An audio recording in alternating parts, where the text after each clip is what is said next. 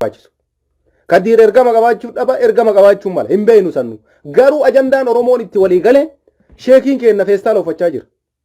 Namni nu qabnu jabaan keenya feestaa loofachaa jira. Hayyuun keenya feestaa loofachaa jira. Beekaan keenya feestaa loofachaa jira. Isa kana irratti ajandaa waan akkanaa kana godhachuun hin barbaachisu. Akkanaa kana dhiisuu qabna.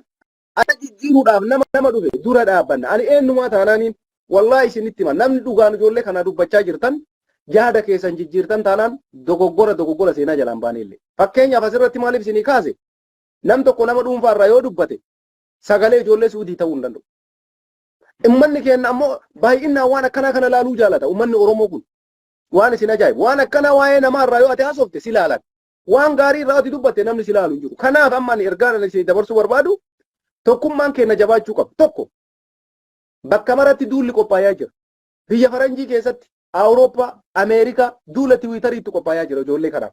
Hiriiratu qophaa'aa jira. Gaafa asitti gadi ba'ee Mubaarak hojii isaa kaleessaa dhiisee Kadiirii deebisuu jalqabe. Dubbiin sun dhaabbate jechuudha.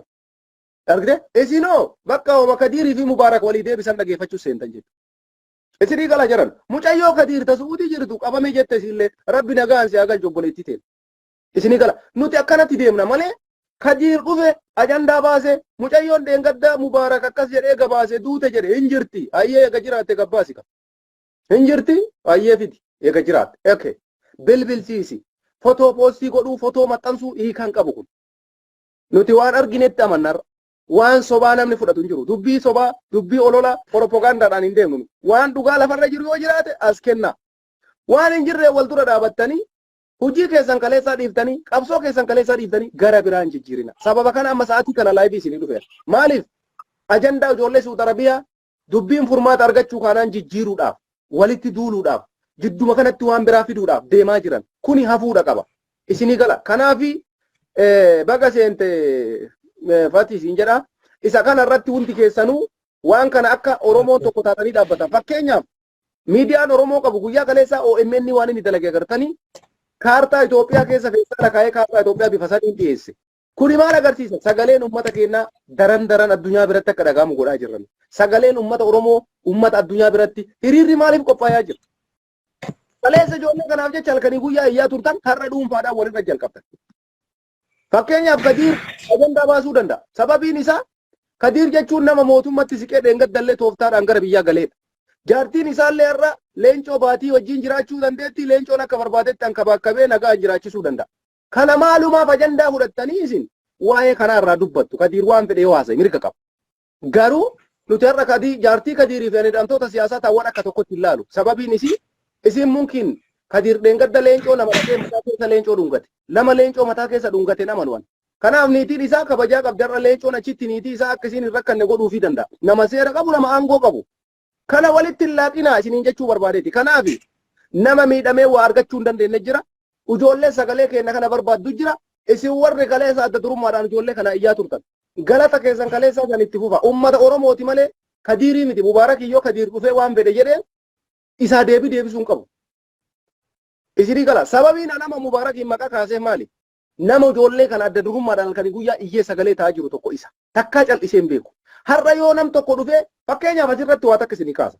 Intalli sun hin duune jedhe Kadiir. Feesbuuka fotoo maxxansuu miti bara. Hin duune xayyib hin jirti. Bilbilsiisee uummata Oromootitti intalli sun akka dawwaltu godhutu irra ture. Isinii gale yoo kana godhuu danda'e intalli lubbuun jiraatte ayyeessayyoo nuti Mubaarakiin wanni hin kijibde jennuuniif hin jiru. Sababiin isaa Mubaarakitti dawwalamee itti himame duute jedhanii waan jiru himmatatti. Sagalee akkuma kaleessa ta'aa jiru. Dogoggora takkaa of keessaa qabu jechuudha dubbii Mubaarak.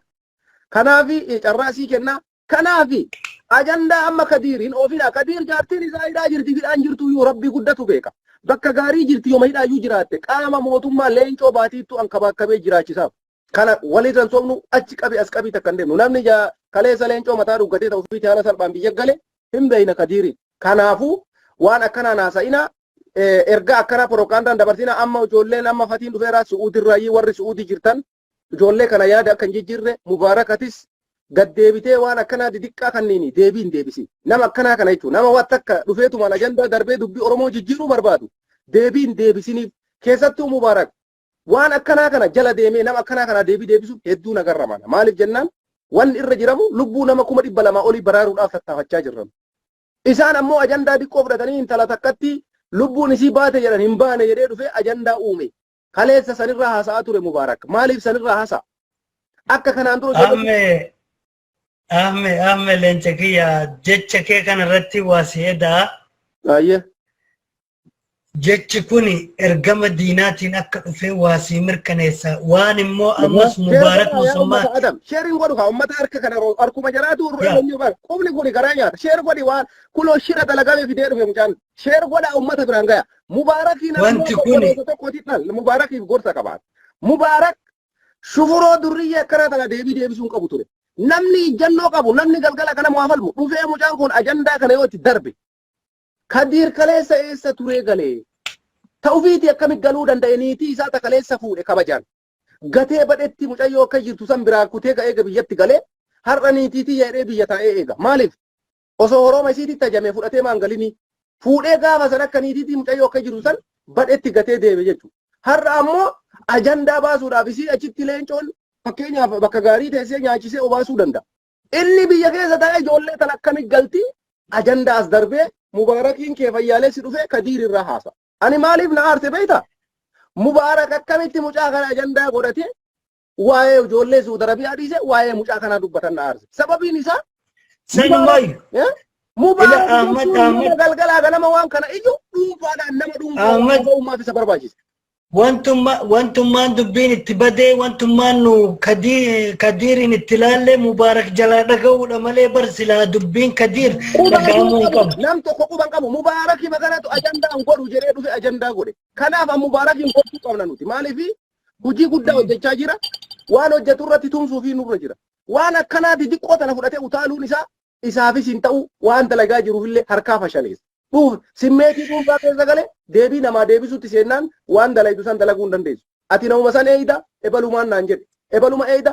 Amma maasitti fakkaate haame maasitti fakkaate dubbiin akkam ta'e beektaa nuti dubbiin tun ajandaa ta'uuni jalqabamee duubatti adeeminu Kadir kuni mucaan kun ila nama tokkollee waa addaan baafachuu nama sooshaal miidiyaa irraa haasa'u kana addaan baafataa deemaa jedhee reefuun liif irraa bu'e anaaf mata akka kiyyatti. Maaliif jennaan mucaan kun Kadir inni jennuun kun jalqabuma akkamitti Oromoo qeerroo Oromoo fi qarree Oromoo biratti fudhatama qabaate akka nama Oromoo namni martuu godha sheerii yaa itti fufee akka nama Oromoof dalaguu akka nama Oromoof sagalee ta'uutitti ol baheeti folowara goggodhattee sagalee godhattee fuula godhattee namni ijaan arge ijarra kaayee arginaan karaa itti xiyyeeffattee deebiti waan akkanaa kana hordofuu dhageeffattu gurra irraa dhiisaa irraa hafaa jalaa hafa yoo akkasin ta'in tokkummaan kennan deemu yoo akkasin ta'in xiyyeeffannaan yaanni kenna galman ga'u jedheetiin dubbadee ture amma wanni takkatti wanni wal qabsiisu ahme mucayyoon tun silaa duute namni kun mucayyoon tun yookaan namni hin nyaanne rabbi lubbuu fudhate yoo duute yoo jiraatte hin jirti ufiif jiraataa jirti yoo duute rabbi lubbuu fudhate Rabbi tu fudhate Mubaarakii miti bara. Wallahi na ajaa'iba. Rabbi kiyya dhaga'i. Ila fatiisi qabadha. Mubaarakii kanaani namni gizee takka ajandaa namaa akkamitti godhata mucaan kun isa jedhuun na gaddisiisa. Mucattii yoo duute ka ajjeese Mubaarakii miti.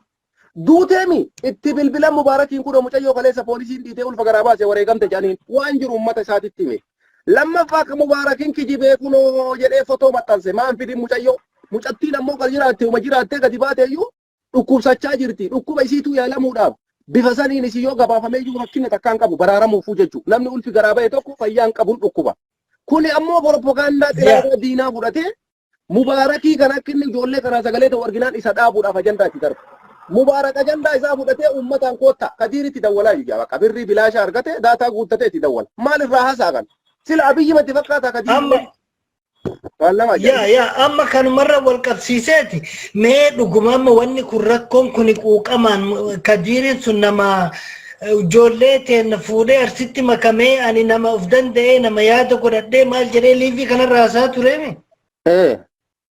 mucayyoo duute messengeraan mubaarak musammaa hin dogongorte mucayyoo lubbuun hin jirti jechuun deebiin deebi'e kala singa dhumate bakka wanni biraan jiru dogoggortee deebi'ee as dhufee isaanii fi jiru warra si meesi dogoggorte obboleessa kiyya mucayyoon hin jirti nuti sin gammanna malee hin gaddinu garuu mubaarak kijiba gabaase jedhee wanni mubaarakiin uummanni oromoo mubaarakiif duuluuf hin jiru si gale ammas yoo ta'e xiyyeeffannaan isii leencoo mataa dhungatte san deebitee furrii isii arraabatti malee miidiyaa kanarratti wanni hin dubbadhu deebi'ee furrii isaa arraabata jaartiin Kadiir ulfa leencootiin biyya galti malee homaa mubaarakii waan kijibsiifnuuf sin qabnu waan itti duulluufis hin qabnu yoo taate daa'ima leencoo haa guddisu galaafii jirti amma mana hidhaatitti ulfoofti kanan riyaalitti walitti dubbadhu yoo ta'uu baate cubbuun leencoon ila warri mootummaa qundaala naan jedhin Kadir qoy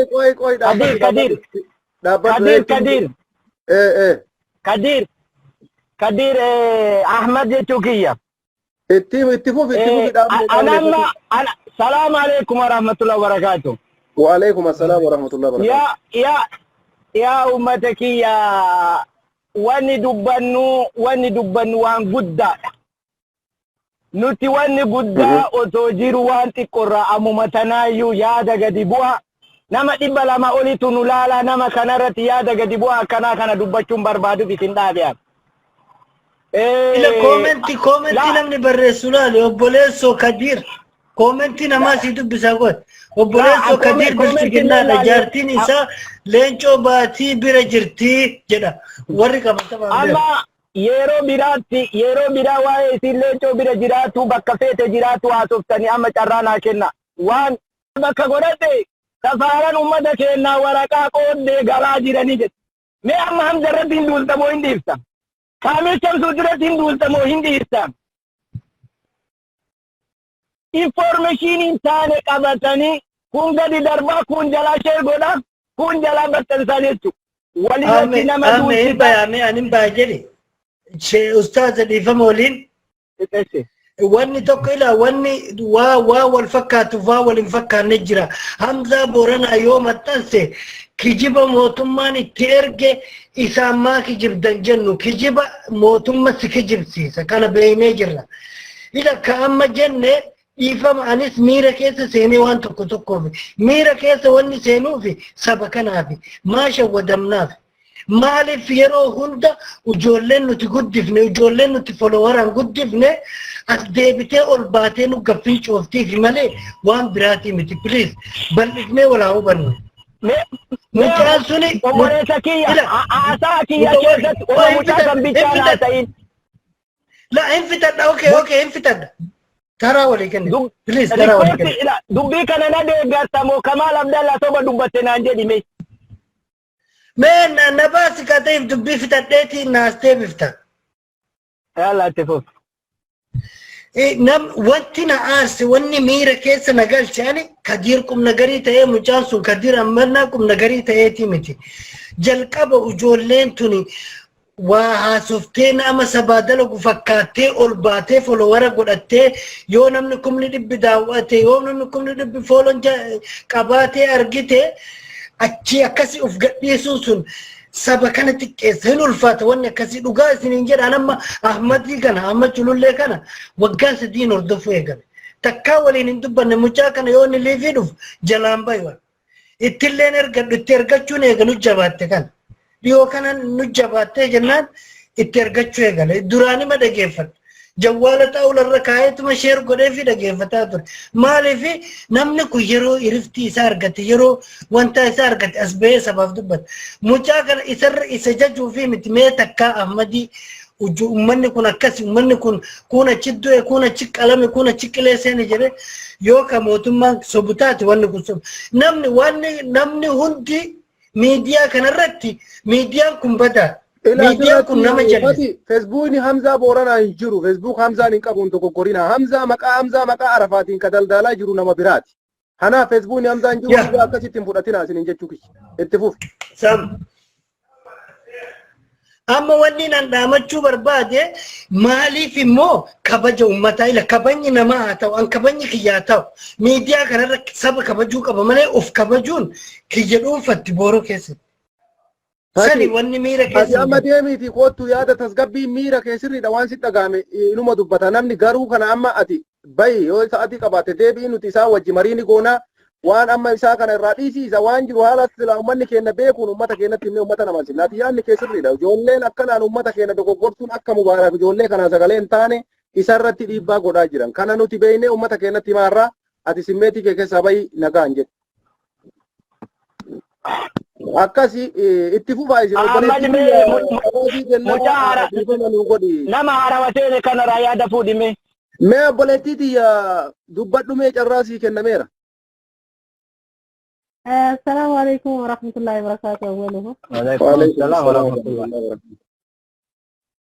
وانا جت برباد واي حمزة بوران عرفت ديبي سر ديبي سر جمتا سر دلا سوبي. نام وان كبت هو مسك بتا جت ورمون. أديكاني؟ تصابك أن كانت تنيرة سجلة دلنا دبتولة إنكم أنو جت garuu waa'ee Hamzaa Booranaa akkasuma ijoollee taawwanii akka jechuun sirriidha.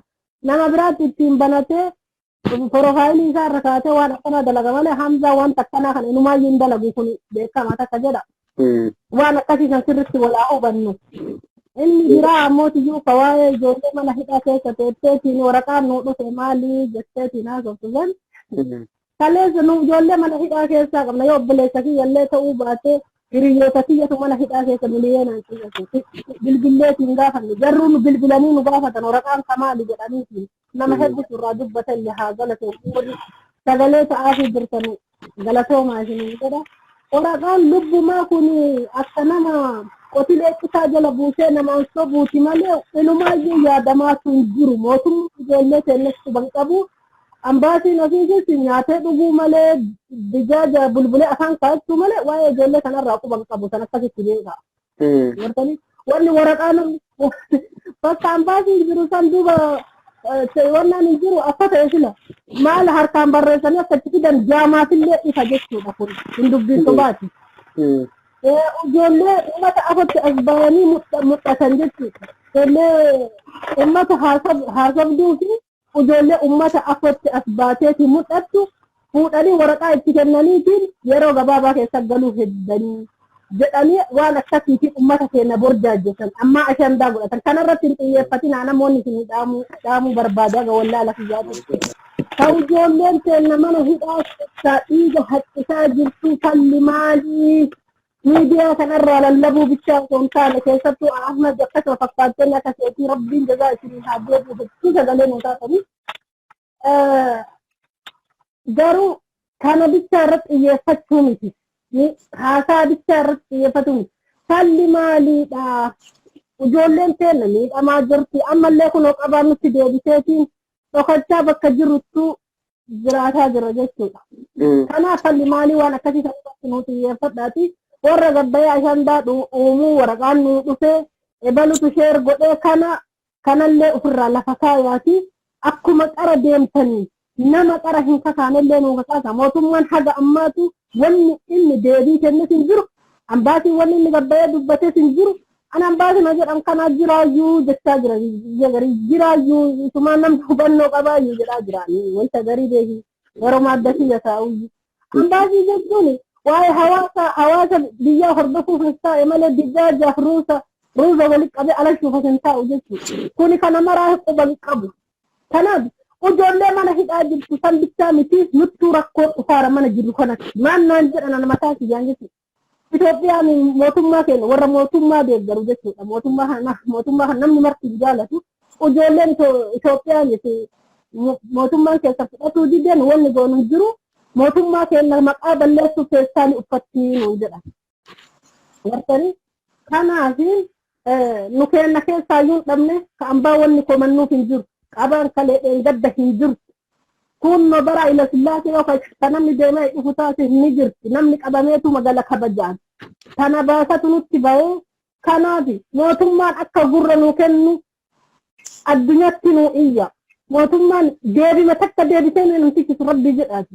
Deebima takka deebisee waa'ee gargaarsaati birrima fudhattee ima kutti martu wannummaan ijoollee Suudi Arabiyaa keessatti sabab sablammii meeqatu hidhamee as keessa jira jechuudha. Oromoon takkatti hin hidhamtee as keessa hin jirtu.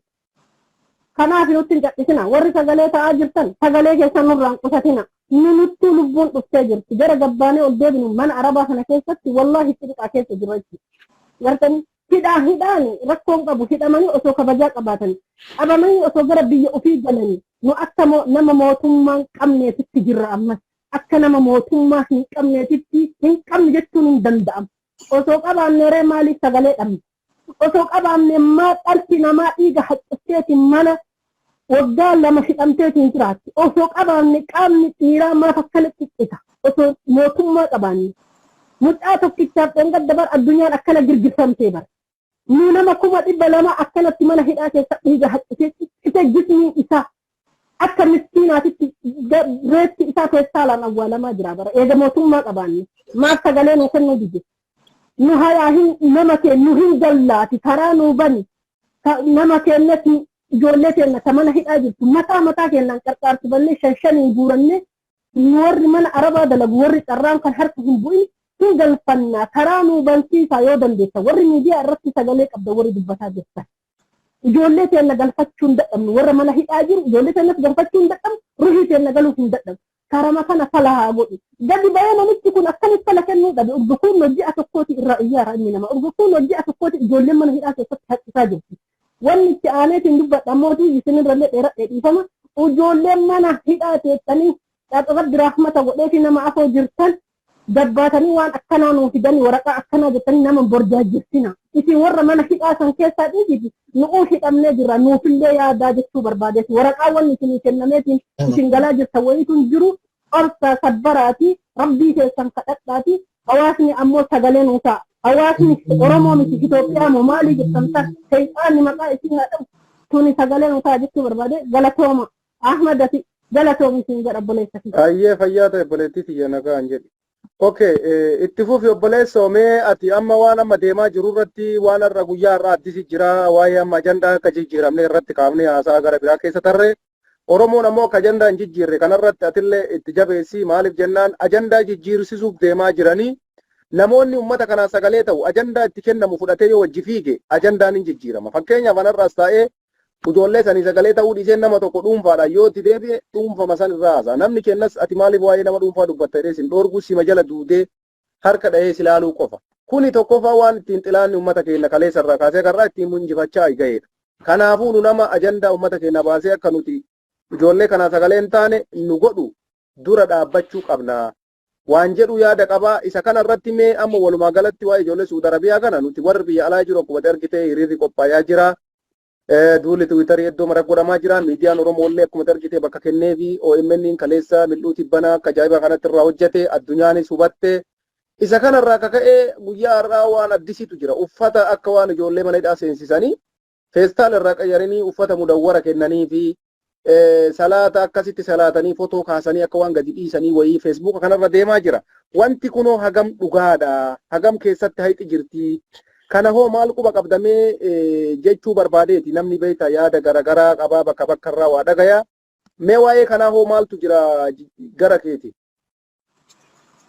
Ahmadi sila beektaani eega carraa kana argatte qabxii hedduu kaaseetiniin rakkoo biyya kanaa rakkoo nu qabnus rakkoo gara jirtuu hedduu irraa dubbatuu fedhaa yeroo biraatiif yoo carraa argadhe irraa haasofnaa rakkoo hedduutu jira hedduu tan dubbatamin dararaa gurguddoo sa'aatii argattetti maraayyuu tuttuquu yaali amma kaadhaa kana waa takka immoo beeki yoo dhugaa dubbatte namni as jiru kun marruu odoo gara qabeessi ciniina namni keenya awwala irraa banne nuti seera badoo jechuun awwaluma ka'umsi kenna. Paarlaamaa wayyaaneetitu guddisa nu balleesse jechuu dandeetta Ahmad. Tokkotu achii waa dubbataa warri duuba taa'u namni dhibbi tokko harka dhayee jennaan maali irratti harka dhayanii hin jedhan. Harka duuka dhayan. Amma warri miidiyaa kanallee ebaluu kuni maal? Arariinatti jekeessi ergaa jira na dide malee. Obsaan dhagaye ka Ahmadi. yaa nama Amma argaa jira warra jala koomantiin na gaafatu ati yaada kee itti fufi nama tos jala na erginaan jedha itti ergee na dide sababa saniif itti fufi. amma mana hidhaa waa'ee amma kanarraa dubba waa'ee amma eda intalli duute moo hin duune du'ullee haa duutu. Amma har'aani haa duutu haa du'uu baattu. Wanni kuni ajandaa mucicha yookaan jijjiirsisuu yookaan namuma sirraa sagalee namaa ta'u kana jijjiirsisuu yoo ta'e malee hiikan qabu. Namni rakkoo as keessatti qabu ijoollee lamaan. Ijoollee lamaan keessa namni rakkoo qabu awwala Kadiir wanni sun dogongora jennaan miidiyaa irratti as ba'uun qabdu Mubaarakii fi inni walii fixuu danda'an. Namni haarawaa miti dhalaan namni mana yaa keessa du'aa oola har'a guyyaa har'aa nama du'e beeka miidiyaa irratti as hin baane malee namni du'uun haarawaa miti. Eega ta duute tana kan du'in kanaanin miidiyaa kanarra as ba'uun qabdi. Keessumaa walii galanii dhiisanii Mubaarak akkasin leellisee hujii dhaabee sa'aatii 2 jala taa'a itti barreessa itti iyya itti dawwala. Booda amma jawwaala kanan argine malee iimoon arrabsee itti erge. Namni ollaa kee galu tokko Ahmad yoo iyya baay'isee namni siin birmatu kun amaluma iyyaa jedhan. Waan irratti iyyitu san beekuu qabda. Waan yaada bu'aarraa goruu qabda. Waan sidaa irratti iyyamuun hin malle kanarratti dhugaan tiyya baatee maalii taatee wanni sun aluma kun ammallee baay'ifnu yaada sirrii miti. Mubaarak yaada akkanaa kana ajandaa godhee sa'aatii 2 walakkaa jala taa'ee eegaan. Dubbima kana qorrisiisa seenee jedhee nagalchuu hin dandeenye. Sun gurbaan akkas godhee anaaf Kadiir sirriitti wal beeyna taate as keessatti taamaa turte. Obbolee namni beeki ka aarteef sii kana yoo itti aarree waan ati hin qabne siin hin jettu. Mucaan waan dalagee biyya jira. Ka'umsi kaane sun hojiin inni hojjate maal akka ta'e hin beekne. Har'a inni waa balleesseef niitiin isaa leencoo waliin jirtiilee akkas taatennee maqaa namaa kaasuu hin dandeenye. Sun eebi miidiyaa irratti waan odoo jiraate miidiyaa irratti intalli takka ebalurraa ulfoofte galaa jirtidhaa jirti jechuun hin mala. Yaada gadi bu'aa haasofnee jechuun yaaduma kana. Kanaaf dinnanu namni nun daawwatu adiin kun yoo yaada ijoon dubbati waan nama fayyadu yoo dubbati namni silaalullee waan ati dubbatu sanni kun garatti lakkaa'u. Wanni udda ji'a shaniiti iyyinu firee dhabeef kana jechuun. Homa argine irraa iyyinaa homa argine dubbanna namni rakkatee nu laala hayyoonni gurguddaan nama laalan namuma yuutuubaraaf namuma immoo maraataa nu godhanii nu bira taranii jechuudha. Amma kana ka Mubaarak asumatti gabaabsa. Taatee amma uffanni hiramee jedhamu kana isinitti himam. Namni 300 kun na jibbuun ni mala dhugaa jirtu garuu namaaf jedhee dhiisu bira dubbadhu malee biran taruan. Wali sheer godha waan bareeda dhugaan kanuma dubbadhu sheer godha Oromoo dhugaan akkam turte. Yaa itti fufeeti. Warri seensanillee nuuf kolcha gabaa isinii kenninaa obsaan dhageeffadha. Rakkoon qabu obshir. Yaaduma kanaayyuu ka isinuu wanni isinuu dhageeffatuuf seentan kanumaa isin dhageessisaa. Maal jedhe amma mee akka nama amansiifnu waan an dubbatu hedduu kana akka namni amanuuf. Gaafa qabamu ani uffata kanaan qabame qullaan qabamu kararra deema. Waggaa 2-3 yoo turte fakkeenyaaf yoo sirratti xuraa'e yoo miicatuuf waan biraatitti fayyadamte malee namni amma xariiqal karjiin kana keessa biyya kana mara dammaa miidha jira xaa'ii fidha jira jiddaan anarra dhaqee dhufe mana hidha guddaa beekamatu jira. Sigalee miidiyaan akkanatti addunyaa weerare kun mana hidha xariiqal karjii qofa. Mee amma riikitan wallahi shumeesi rabbiin kakadhaa nama lama natti haasa'e. Ambirri achitti ergaa fi jira ijoolleen. Namni uffata tana qabu daakiliyyaa jedhamti biyya kanatti. Uffata tana Bangaalii birrii 50 gurgura achitti. Sigalee Bangaalonni seensifteefi. Amma gara kanatti yoo deebi'u ummanni xaxawuree jawwaalatti fayyadamee intarneetii haasa'u liivii waraabuu danda'ellee carraa jawwaalan seenuu argatellee manuma xariiqa karjii kan manuma hidhaa tokkocha kan meeshu meesii jiddaati viidiyoo tokko qabda دماني فيديو تكو قبدني طائفين سجن العام بكما قدازني فيديو تكو قبدني carraa jawwaala kaameeraa hin arganne ijoolleen tun. Ijoolleen argatte xariiqal karjiin tuni waa lamaaf isii fayyade carraan kun. Akka ijoollee hafan kanallee sagalee taham. Akka namni isaan argu taasisee jechuudha. Odumaa miidhaa qabu bu'aa wayii fide amma jar. Amma yaadeen asli waan tokko na gaafate namni natti dawwalee na baase gaafim amma dubbatu edu kana. Feestaliin kuni maalirraa ka'e uffatuma dhabdanii uffattammoo sababni isin feestalii uffatuu dandeettaniif maali naan jedhe. Odoo ani deebisin namni bilbilee na baafachis. An amma kana dubbatu ede. Waa'ee amma uffanni kennamee uffanni qoodame jedhullee asirraa ka'uu ede quba qaba. Ani bakkan jiraadha. Nama mushawara dalagu na amana Oromoo. Warra tariiqal karjiitti wal qunnamne asirra dubbatuu hin danda'u nama achi dalagu ka as dalagu waa walitti nu fidutu jira.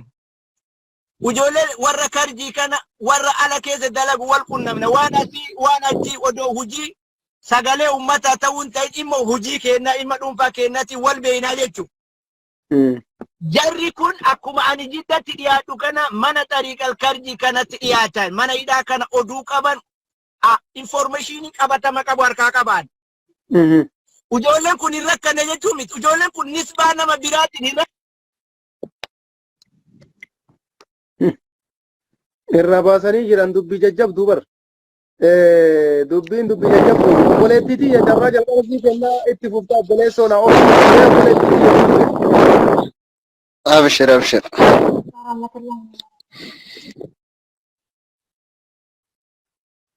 itti fufi carraa sii kennameera.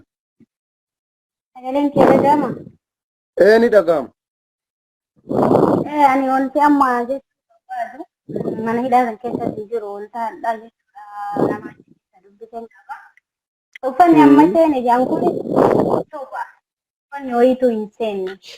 Seene jedhanii malee uffanni seene hin jiru. Ijoollee akka jirtuun uffata tokko osoo irratti hin hambifne waraqaa jarri qabdu, kaartoonii jarri qabdu, waa takkatti osoo itti nambisin guutuun akka jiru irra gayyaasanii baangaaleen jaraaf hoggubde. Ilki takkatti nambisneef akka jirtu wala Nokiyaa wala Samsung takkatti nambisneef akka jirtuun jalaa fuudhan, jalaa guuran. Warroota suuraa silkii yoo fuudhan ni fattashan. Feesbuuka qaba, maal qaba fattashanii ilaalan. Warroonni amma as jalatti wanti dhaamu ijoollee mana hidhaatanii kan qabdi jirtudha. Silkii keessan feesbuuka ta'ee itti deebita. Irraa baasanii jiran itti fufi. Hunda isaatu ifattashan. Ijoollee amma fakkeenyaaf bakkee amma har'aan dawwale kana keessa ijoollee baay'ee silkii jaraa irra suuraa arganii waa hunda arganii fuudhanii tumanii yeroo san ijoolleen hafuurri keessa jiru guuranii gara jarri fidan ta'e. Duutee inni jirti hagammaa wanti beekamu. Ijoollee mana hidhaa jifontee allaama. Silkii harkaa qabdan suuraa biraatti wardanii nama ergi. Waraabdan kan irratti wanta waraabdan maal rabbi jaa bileetii godha silkii fudhatanii qullaa fudhatanii waan itti jiru hunda isaa dilleessa wallaahi baay'ee ijoollee akkatti inni tumaadhaan imaajiraa jalaa irraa kaasan nama keessatti ijoollee dubbisee jira waan ta'eef tumaadhaan wanti gadhiisan jedhanii jiru silkii wata ijoollee sana baay'ee sagalee ta'anii malee sagaleen uummanni ala ta'ee jararratti miidhaa hamaa geessaa jira. Ijoolleen ta'een maal gooti? Suuraa mootummaa sanii gaggombisee jirtu irratti feesbuuk irra aadiidha. Feesbuuk irra namni arabni baay'ee yoo ilaalchillee feesbuuka baay'ee ilaaltu. Tiiktookii irra suuraa isaa warri gaggombisanillee rabbii ja'a sagalee ta'aa hin jirtan. Ijoollee sana irra miidhaa gaartan. Suuraa gaggombisan filees suuraa mootummaa kan ta'e hin gombisinaa dhaabaa irra. Mootummaa Suudii osoo hin taane rakkoo qabu mootummaa mataa Carraa wanni jedhuu fi Mee obboleettiitti fuftaa carraa isaa kennina waan jabduu tanaa xumuru. Mee obboleessoo dubbadhu waan ajaa'ibatti haasa'amaa jira. Mee hundi keessan sheer godha wanni kun waan qunna garii qabu. Ani yeroo tana halkanii hujiin kiyya namni laayif irratti na quban qabu natti dawwala beeyta. Jawwala tokkicha fayyadama. Amma tariiqal karjii kuni gar tokkoon ni galateeffadha akka sagaleen akka uummanni rakkoon achi jirtu bakka birallee akka jirtutti ni beeynaa wanni kun ala bahe mootummaan dhayitee feestaalii waan jari nam tokko akka itti ol hin seenne uggura goote. Digala kana kaqara miicatee kaqaran miicatin illee miicatee woma duraan qabame san tolfatee nama siyaasa dalagutu mana hidhaa kana keessa jira badaan. Wallahi amante amanuu baatte kamma waraqaa maxxansellee achuma si galaan ka waan garagarallee dubbate achuma gadi baas.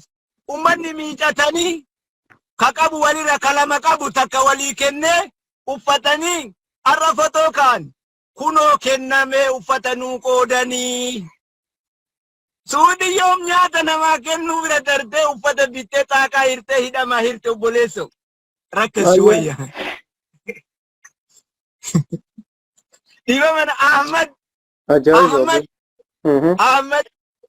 mee Ahmad akka ilaalcha keetiitti wanni ati amma karaa kana uffata kanaa yoo qabamte yoo sida xuraa'e malee waggama tokkotti ji'a ji'atti qullatti si baasa.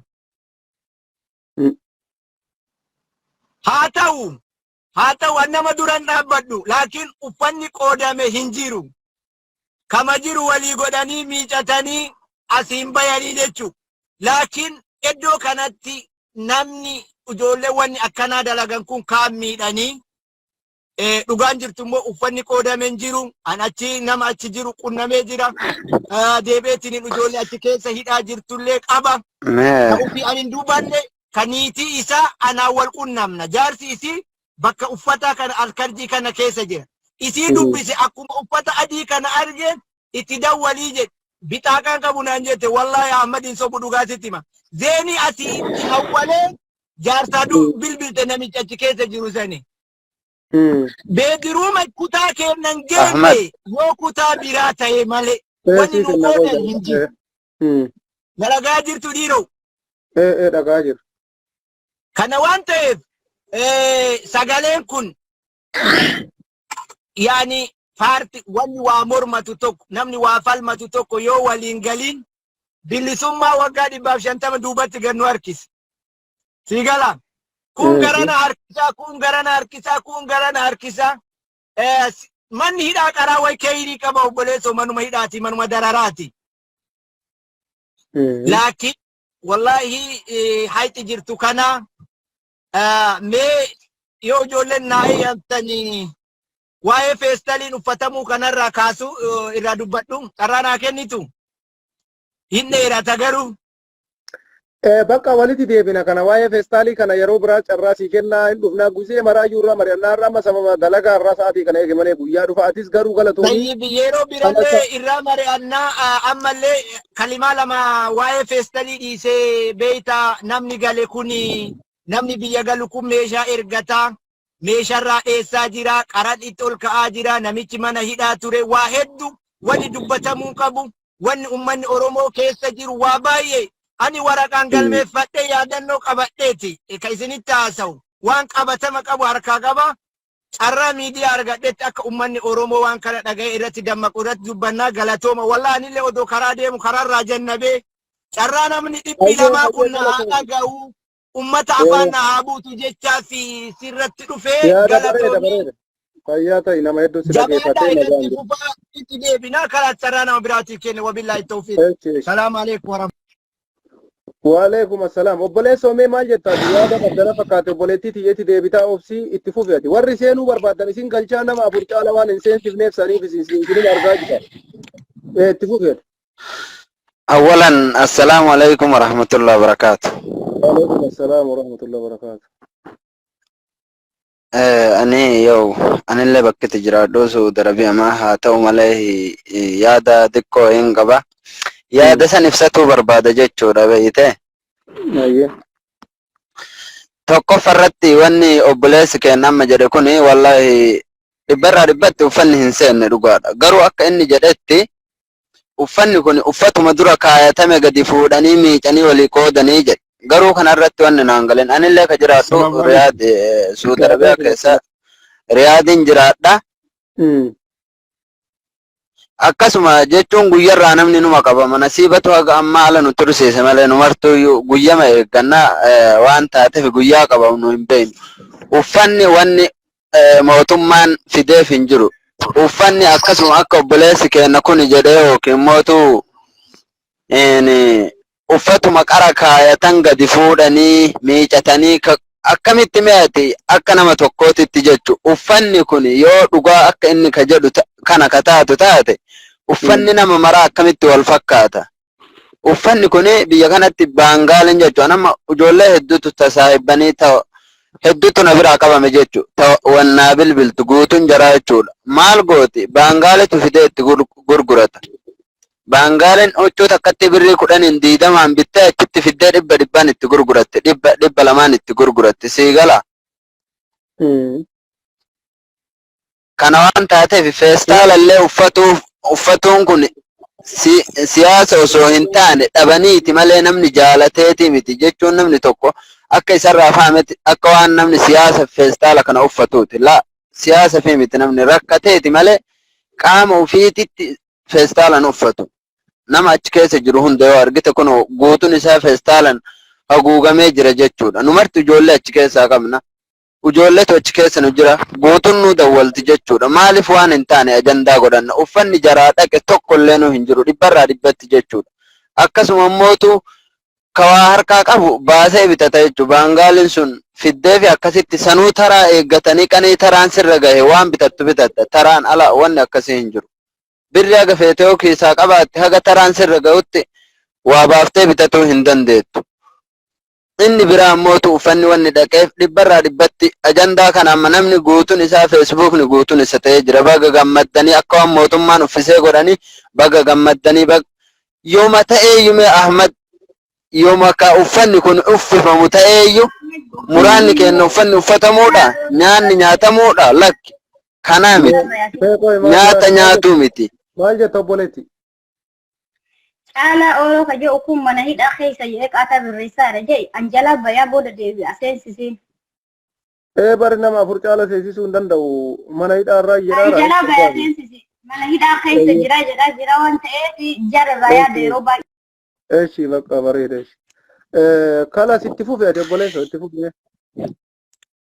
Kana waan taateef namni tokko egaa rakkatee jedhee waan godhun qabu yooma uffannuu ka kennamu taate yooma nyaannuu ka kennamu taate muraanni ijoollee tanaallee nyaataa miti uffatuu miti biyya galuudha malee cinqaa kana keessaa bahanii galuudha malee nyaata garaan gahatuu miti uffata uffatuu miti jechuudha. 100% wanni jiru tana dhugaan jirtus tanuma jechuudha. Uffata arganne uffanni argamee ajandaa godhatu osoo hin taane isinis warri miidiyaa irra jirtan warri sagalee qabdan sagalee nuu ta'a. Ummanni kun galuudha malee ka oduu sobaatiin uffanni uffatame jedhamuu miti osoo dhugaayyuu ka ta'u taate wanni kun muraanni keenya biyyatti nu raruudha malee uffata yookiin immootu nyaata dabalatu uffata uffatuu miti. Kana waan taateef ani yaadni kiyya kanumaa namni immootu yookiin immoo dubbiin sobaallee jirtu hin jirtu 100% uffanni seeneef takkallee hin jiru jechuu barbaadeeti galatoomii ulfaadhu sagalee nuu ta'e akkanumas sagalee nuu ta'a jechuu barbaadeeti. Wassalaamu alaikum warahmatullahi wabarakaatu. Wa alaikum assalam. Okay. Obboleesso kaseentellee itti fufii caalaa ergadhu amma deebisi itti fufieti. Assalamu alaikum. Wa alaikum assalam warahmatullahi wabarakatuh. Galatooma warri miidiyaa irra jirtan warri biyya bilisaa jirtan galatooma ulfaadha. Baay'ee ulfaadhootis. Achumaan itti aansee nu warri rakkataarullee ummatuma Oromoo kana warri ammoo walqeequllee warri wal cabsullee ummatuma Oromooti. Rakkoon kana baay'ina namaa keessa jirti kun rakkoollee miti. Ahmad kiyya sa'aati kun nuti dhagaatti jaamaa dhagaatti sa'aati kun in agarre obboleessa kiyya dhugaan agarre. Manniidhaa keessa jirti rabbi jee keessa jira obboleessa namni feestaalaa kana uffatee afatee irra galu jira. Wanni huccuu maarreettanii nurratti haasa'anii nu sobuudhaaf kun soba malee ishii jimaa mee uffata mana kana keessa mee wanni huccuu jaamaa jira namni sibila kanarra Nika uffate haala kana galu jira wanni kana kijiba waan akkana ni sinofina sheeri sin qonna ni sinafina sinagalti miskini kana kun nika uffate kana jala jira sigara jirti namni mana kana keessa jiru rote kaate nama me kana nama dibba afuri mana keessa jira namni dibba afuri kun uffata akkata saa baangaali irraa mana tokko keessa uffata bitanii uffata manaanee na jaanii nagee sagalee ukkaamsuudhaaf sagalee teenya ukkaamsuuf haasaa jiran kun waan kijibaati sigara jirti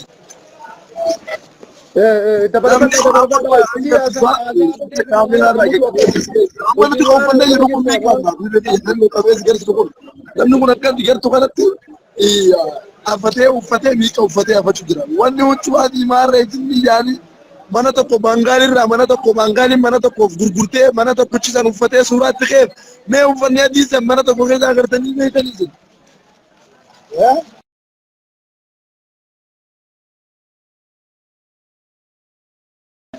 Kanaafuu kuni waan ijiba direedhaaf sineeraa intalillee sheeree kullaa tattaa'u jira obboleeyyan kiyya miidhaan uffanne mee eessa jira uffanne uffanne eessa jira uffanne namaa dhufe nama meeqaan mana kana jira namnummaan kijibduutti mee gallaale kanatti kaameraan dho'isu jira gallaale mee gallaale namni kana ciciisa kullaa namni uffata malee kana ta'a alaala obboleessa kiyya rabbi jee namni kana miidhaan uffatee baatis kudha takka guutuu as keessa kana ta'u jira naga gartee namni kullaa kana ta'u jira uffata bitanii uffata maarra jaanii suuraa mana tokkoo qofa namni qofoota qabaati sagalin deemmatee hin jireen raaguu jira kanatti. Namni beekamaan warri silaa ijoollee kana baraaruudhaaf halkanii guyyaa ummata kanatti dabalamee iyyaa jiru amma ijoollee mana hidhaa jirani kun kana amantanii xayyib ummata qabatamaan kun rakkina kana keessa uffanni nuu seene takka illee hin jiru.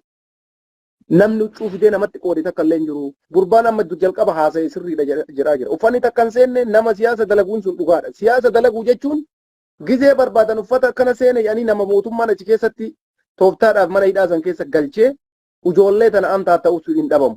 Waliigalatti dhugaan jiru warri feestaala uffate kun warra dhugaan rakkatee waan uffatu dhabee uffanni isaanii irra dhumee kun irratti waskaanee uffata waskaan uffachuun itti ulfaate qullaa ciisaa jiranidha. Amma gurbaan ijoolleen isin argaa jirtan kun mana hidhaati. Oromoon ajandaa dogoggoraa ajandaa akkana waan akkana nu jalaa faalla'ee uummata keenya irratti rakkoo deemaa jiru. Amma namni marti amanee jira. Feesbuukni kun marti kun amma ijoollee kana laala ammallee deebisee jira. Intarneeta kiyya rakkoo qaba jechaa jira. Argaa ijaan arguun amanuudha jedhana. Waa mara caalaa jette akkasii osoo hin taane namni waan ija ofiitiin argeen amana waan taateef kunoo ija keessanii ilaala. Intarneetni yoo danda'e seensise seenuuf yaalaa jira. Intarneeta dhoorgaa jira. Sababiin isaa feestaalli kun akka argamu barbaadanii uffata kana uffanni seeneef hin jiru kun tooftaa ittiin ijoollee teenna ukkaamsanii akka ijoolleen kun achiin sochoone siyaasa irratti dalagamaa jira. Propagaandaa irratti dalagaa jiranii kanaaf hundi keessan Oromoon jabaattanii sagalee ta'uu itti fufuu qabdan. Ajandaa xilaanni isinii kennu hin fudhatina. Waalaikum assalam warahmatullahi wabarakatuh. Hayyee itti fufi obboleessa ati ka keessa jirtu itti fufi erga inni seenaa ijoollee mana hidhaa san deebisaara. Ijoollee mana hidhaa deebisii waan gaarii hojjetu jirta rabbi sirraa haa jaalatu. Wanni guddaan ani wallahi manni kiyya na amanu amma beeyta. Sa'aatiin qabu warra dhugaa guyyaa guutuu biizii ture sa'aatii muraasa tura waanuma kan adda baasuudhaaf dhufe. Oromoon tuni tokko dhufe ajandaa darba san irratti duula. Warri kaleessa ijoollee kana qabsaa'u dhuunfaa nama tokkooti deebee nama tokko wal lola. Kuni sirrii miti. Ijoollee tana waan kana dhaabuudhaaf namni ajandaa baasa. Ijoollee su'uudii qabatamaan dubbisee uffata seene jedhan kana adda baasuudhaaf galkan kana dhufe kasilaa irra saayidii dhufu niyyatin. Kun ammoo waan amma ati argaa jirtu qabatamatti kuno. Namni su'uudii jiraatu ijoolleen su'uudii jiran nam tokko uffanni seenne uffanni kenname takkas hin jiru. Kuni propagaandaa ittiin uummata keenya ka sagalee ta'aa jiru kaamsuudhaaf godhamaa jiru waan jedhu dubbatanii itti fufi yaada keeti. Yoo danda'ame waa'ee suudii keessaa namni sobuu hin dandeettu namni hedduutu mana hidhaa jira namni saahiba isaa kan firaa yoo bakka kamiyyuu argachuu dandeessa yoo akka carraa jarri silkii dhaban malee. Kana kaayummaan nama kennaa maali jennaan ummanni kun achii ba'ee galuudha. Mootummaan Suudii ammoo yoo ummata kennaa yaada ummata san gadi haa tarazaqamu gadhiisudha. Mootummaa Itoophiyaa irraa wanni eegamu mootummaan Suudii biyya isaa irraa qabee ummata isaa jala bu'ee galfachuun dirqama mootummaa Itoophiyaati. Kaayoon ummanni keenya ejjennoon ummanni keenya qabaachuu qabu nyaata kennanii fi uffata kennanii fi waraqata kennanii fi kanaa miti. Xayyaara seenanii arrarran namni haganaa hin seenaa torbaan kana namni haganaa hin bayaa akkana wal jalaa yoo yaa'aa deeme kan namni qabatamaan waan san qabatee itti amanuu danda'u malee. Inni guddaan maalidhaa dhaamsi isiniifillee qabu warra Facebook irra jiru kanaaf social media irra warri jiru warri qabu. Sagantaa itti wal argitan qopheeffadha. Waalaikum assalaam. Guyyaa tokko sagantaa ijoolleen warri social media irra jiru. Yoo jarri seenan carraa jaraa kennitu. warri in kenninaaf jiraayyuu wanni irraa haasawaa royyuu carraa warra social media irra jiru kana furadhaa wal seensisaa akkasi walirra haasaa tokko akka waan jiru addunyaa tun inni qofa qabu titti haasawaa ka ummata keenya naasuu hin qabne tokko ammoo ajandaa xiqqoo gaffuudhee ummata guutuu addunyaa kana burjaajessa kana keessa akka baatan guyyaa tokko osoo walgahiin warra social media irra jiru keessaayyuu kaasatan ijoollee Oromoo warri Kaayiroo jiru waan jannata keessa jiru osoo Masiriin itti kaate atta ta'am maal biyyi sun qofa biyyuma Arabaati osoo Masiriin sun sababa bishaanii kanaan itti kaate bishaanin naxxii yoo ummata kanaa naasuu namaan qabdu yoo achi keessa teettee ijoollee keenyatti jarri taphattu baay'ee si gaddisiisa beektaa ijoollee tokko hundaallee miti wanta qabnu rakkoo ummata keenya irraa qabnu ummanni keenya sun kaasatan namoota Suudii kana jazaa ijoollee Suudii namni kafaluu hin danda'u yoo Rabbi kafale malee ati amma biyya bilisaa jirta inni amma Muniir biyya bilisaa jira dubbattan biyya gabrummaan keessatti olgeete san keessatti ummata keenya sagalee taati ijoolleen tun taadhaa ammoo sheen illee ilaalu doktorri illee ilaalu artistii biraa hafte dullattii dhibamte biraa hafte nama beela'e biraa hafte ijoolleen Suudii qabsoo kam keessaa mootummaa kanallee taanaan irraa galata qabdi yeroo tokko abbaan duulaa dhufee hundaga yoo dhaga'e inni waa dhaga'u abbaan duulaa dhufee waa'ee mana barumsaa onna addaa ka jedhan ka ammoo ijoollee tokko top 20 ashara maali teenii kana ka jedhan kana walitti qabu kana achirraa dhufee walitti qabee deebi sigalee galata ijoollee Suudii yoo Rabbi deebise malee namni deebisuu hin danda'u galata ijoollee Suudii har'a ammoo ijoollee santu peestaalii uffatee mana hidhaa keessa ta'a namni biraa itti baachi ijoolleen biyya Masirii jirtullee mee nama baachi biyya Masirii jechuun maal Masirii kaasata wanni ijoollee Oromoo achitti dararamaartu waa'ee ka Suudiitii fi Masiriiti wanni guddaan wanni ijoolleen teenya bara kana achitti dararamaartu asiin durallee biyya san dalagataa tur seera malee illee dalasiisaa turte Suudiin ni beekama kana namni waruun beeka har'a Masirii teettee ijoolleen Masiriitti ijoollee Suudi Arabiyaa keessa peestaalii uffattee teettu irratti qalladdu arga yeroo tokko beeta kanaafuu tokko mootummaa deeggaraa tokko maal jedhaa kanaan ummata keenya akkasitti irratti taphatan kun ammoo jazaan kun sirraa nafu beeta ka Masirii taa'u yeroo Liibiyaatti gubatu argita Masirii Liibiyaa kanaafuu maali isinillee warri Facebook irraa kun wal arguu qabdan jechuudha akka Oromootitti wal argitanii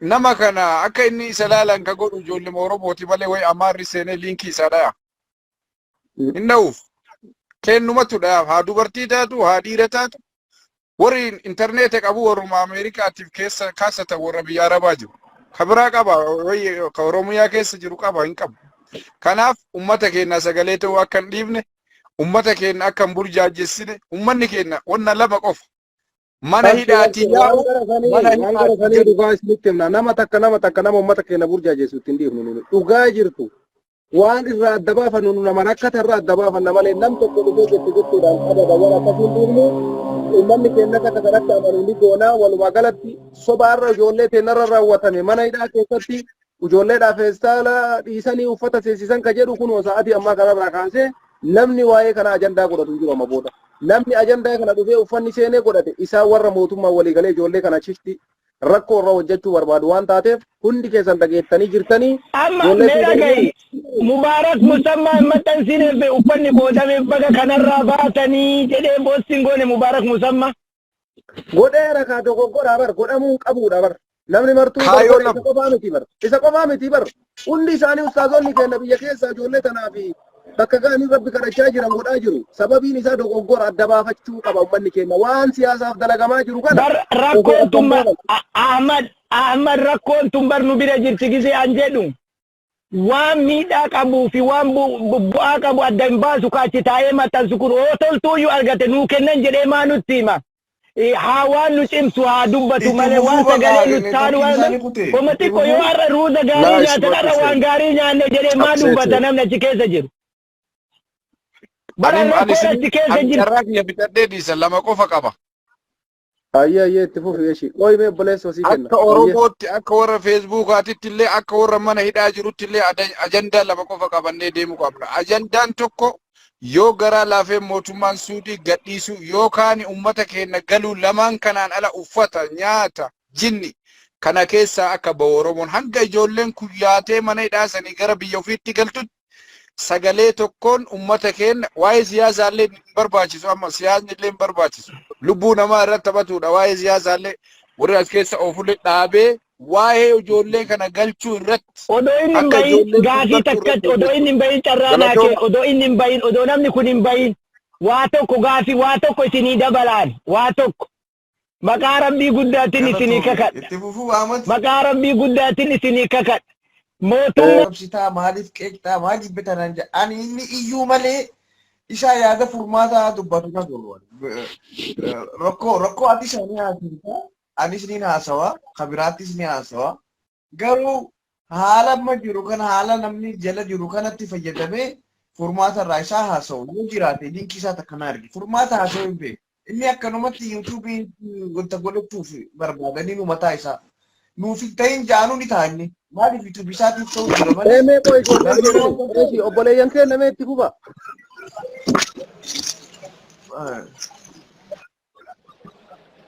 Kuna meera uffanni eessa seenime? Salaamu alaikum. Wa alaikum assalam obboleeyyan keenya rabbiin isin haa baasu rakkoo kana keessa. Wallahi nuti mana hidhaa tarjaa keessa jirra beete. Sheer godhaa nuti amma tarjaa keessa jirra. Wanni Facebook irratti deemaa jiru waan dhibbaan irratti oofu jiru malee waan gartee bu'aa qabu miti wanni hundi nu kijiba wanni gartee huccuu keessaniif maarree amma dhugaa akka obboleessi keenya muta waan kun qarreefu jee ahmad kiyya mana hidhaa Suudi Arabiyaa kana keessa dammaaf namaa jira haayir namaa jira jidda namaa jira jiijaan namaa jira kana hunda keessa warri gartee jawwaala kanaan itti isin dubbisuudhaaf itti sagalee ta'uuf itti mijjateef warra tariika qarjii kana qofa warri jawwaala shurtaan jawwaala tokkocha kana kuma sadii nu gurgurattee guyyaa sadii booda dhuftee kabiraa nu dhufee nurraa fuudha ammaas waliin baafnee tuma bitanna sagalee ta'uudhaaf kabiraa hin danda'u bakka biratti hin jiru kun mana hidhaa kana qofa namni haala kanaan bitee kuma sadii maallaqa Suudii kanaan bitee itti fayyadama sigalaa jirti. Kanaafuu wannummaan ammaan tana uffata adii mana tokko qofa galchanii uffata adii kana nutti as garsiisanii kunoo alhamdulillah amman nama hedduutti aanu jira irraan tana maaliif ootte akka waan uffata nutti uwwisanitti namni osoo feestaanaan osoo nuti kana qullaa teenyu feestaana tokko walitti uffannee teenyu isaan as deemanii wanni isaan jaan alhamdulillah kuno arrantan alhamdulillah festival irraa huccuu adibbaane kuno ijoolleen teenya huccuu adibbaastee bu'aan festival argame bu'aa festival hay festival as keessa yoo innumaa qayyarame as keessa festival nurraa qayyaruuf sagalee nu ta'u jira kuni waan kijibaat mana tariika kerjii kana keessa amma dhiyoo tana shurtaan dubbite nama kuma 32 fi 700 tariika kerjii hanga kana qofa keessa jira osoo shumee isiin ilaalanne jechuudha hanga mantakaa tariika kerjii jiru kana keessatti nama kum 30 fi 700 je namni kum 30 fi 700 kun guutuun kiishaan galu jira kiisha kana jalaa guurachuu jiran dhiyoo tana guyyaa lama kana dura waan sagaleen teenya kun baay'atee feestaalli kun tokkokkii fi sagalee nu ta'uun hoddommaate irratti shurtaan mana seenee feestaala kana osoo tokko nan bifne tokko osoo nan bifne jalaa guuraa jira tokko osoo feestaala kana nan bifne simide kana irratti osoo deebisee namni simide kana irra rafu jira osoo feestaala tokko darkannee jechuudha mushuchuu irraa kan yeroo Senegalaa jirti. Kanaafuu nuti rakkoo keessa jirra ammallee taanaan amma galgala kana wanni Ustaaz Ahmadiin Jabal Oromiyaa 11 irratti dubbate irratti waan gartee daranuu abdii nama kutachiisu ammas sigalteemi waan gartee abdii nu kochiisee namni lubbuu fi gaaga'u ga'utti haasa'aa jira jechuudha. Kanaafuu ammallee falliin argamne mootummaan nu galchuuf yaadaas hin qabu fadhiis hin qabu nuti ilmaan siyaasaati miti. Nuti siyaasaaf asitti ni dhabne nuti dalagataaf dhufne hidhamne kanaafuu sagalee addaluurraan kutina wanni uffata alhamdulillah feestaalli keenya bakka harkatee uffata irraa kan yeran jaanis kijiba feesbuuka dilee irraa deemu jiru kun kijiba nuti ilaa amma sitti mee walumaa galatti mantaqaa riyaattana keessa nama 30,700 jira namni 30,700 kun huccuu kun akkuma ati gartuu kanaa feestaalaan galaa jira targee karji kanaa jechuudha. Sigalte mungkin Bengali mana toko gurgura cudan desi. Male amma suraan isaan gadhiisu jiran hundinuu aynata takka qofa. Sigalte aynata takka qofa akkasittuu fahamuu dandeessaa jechuudha. Isin galaa jirti. dhugaadha.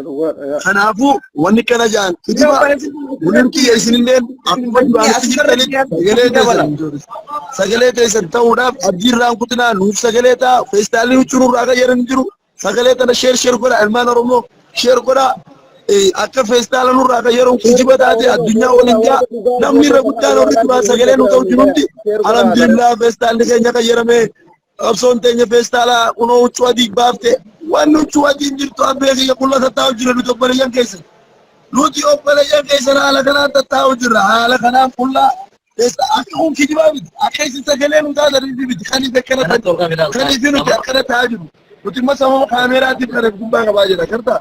Amma feestaalli mataa irraa kan mukunni gartanii sababa kaameeraati. Kaameeraa